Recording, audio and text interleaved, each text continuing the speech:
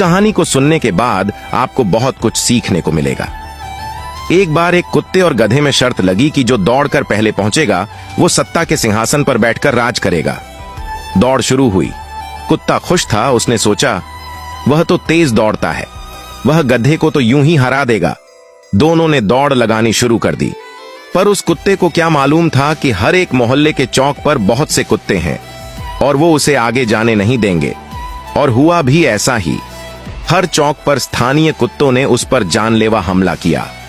बहुत से कुत्तों से लड़ते हुए जैसे तैसे पहुंच गया, लेकिन वहां जाकर देखा कि गधा सत्ता के सिंहासन पर बैठकर राज कर रहा था। हताश घायल कुत्ता बोला, काश मेरी ही बिरादरी वाले मुझसे लड़े ना होते तो मैं आज राजा बनकर उन्हें ही फायदा देता। निष्कर्ष, जिंदगी में हमारे अपने लोग ही हमें कभी जीतने नहीं देते। अगर हमारी वीडियो अच्छी लगी तो कमेंट जरूर करना और हमें फॉलो करके अपना दोस्त बना लो। हमेशा सीधी राह ही दिखाएंगे।